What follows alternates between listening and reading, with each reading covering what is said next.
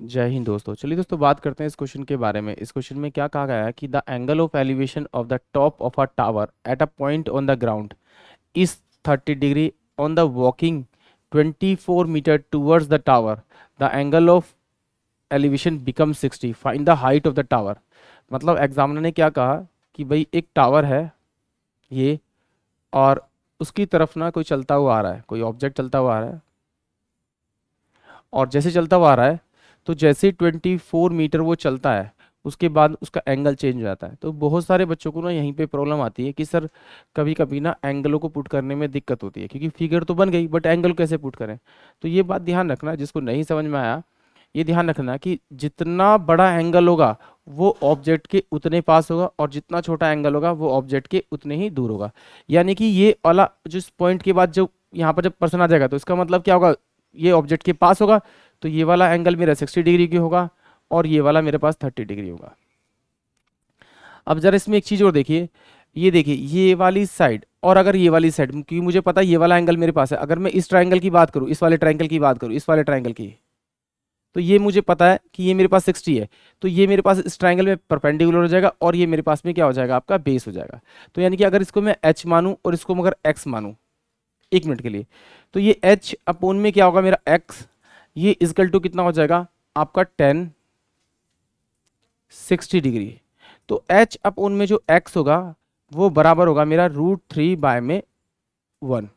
यानी कि यहाँ पर क्या हो गया कि ये एच की जो वैल्यू दे रखी है वो मुझे √3 दे रखी है और एक्स की वैल्यू दे रखी है मुझे 1 दे रखी है।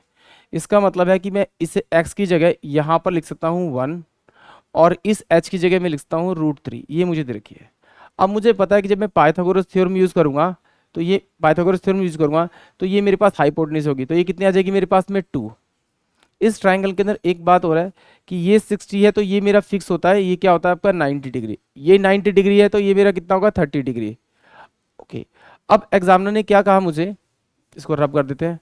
एग्जामिनर ने मुझसे क्या कहा कि भाई उनके बीच का जो डिस्टेंस दे रखा 24 दे रखा था।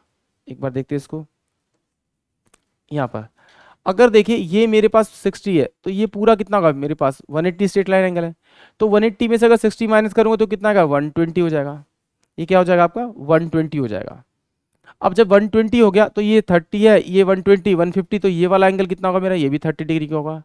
और ये मुझे पता है कि जब भी किसी ट्राइंगल की दो साइडें बराबर हों तो उनके सामने के दो एंगल क्या होते हैं वो भी बराबर होते हैं, या फिर दो एंगल बराबर हो तो उनकी सामने की साइड से बराबर होती है। तो इसका मतलब ये 24 है तो ये भी तो मेरा 2 की जगह 24 होना चाहिए, ये 24 होना चाहिए। अब इस 2 को मुझे 24 बनाना तो किससे मल्टीप्लाई करना पड़ेगा 12 से, और जिससे से मल्टीप्लाई किया आप उसी से मल्टीप्लाई कर दीजिए, ये आएगा आपका 12√3। यानी कि ये आपका आंसर होगा हाइट जो एग्जामिनर ने पूछी थी, यानी कि ऑप्शन डी।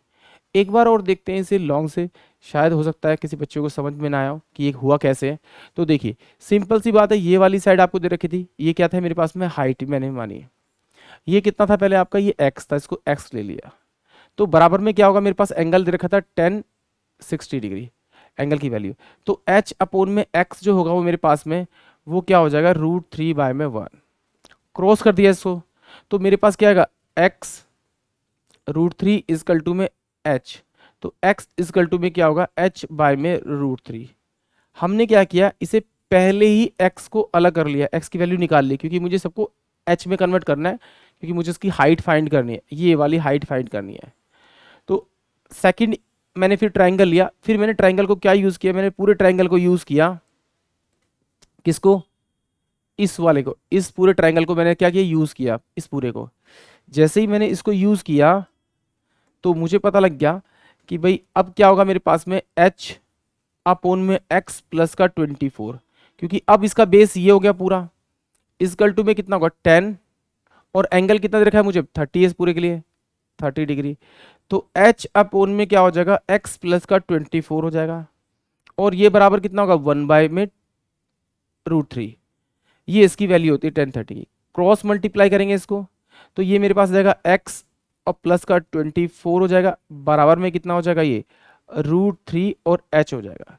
अब यहां से हम एक्स की वैल्यू को यहाँ पे पुट करेंगे तो ये हो जाएगा एच बाय में √3 प्लस का 24 इजकल टू में √3h। तो अब इसको मैं इधर भेजूंगा तो भेजने पे क्या होगा √3h माइनस का h बाय में √3 और बराबर में ये जगह 24। तो यहाँ से क्या करूँगा, यहाँ से मैं h मैंने कॉमन निकाल लिया, तो ये मेरे पास का 3 माइनस का 1 बाय में √3 इजकल टू में 24 हो जाएगा। इसको सॉल्व करेंगे तो h इजकल टू में कितना हो जाएगा, 24 √3 बाय में 2। तो ये कितना हो जाएगा, h की जो वैल्यू आएगी वो 12 √3 इसकी वैल्यू आ जाएगी। यानी कि ऑप्शन जो डी होगा वो इस क्वेश्चन का करेक्ट होगा। आई होप आप सभी को क्वेश्चन समझ में आया होगा। जय हिंद, जय भारत।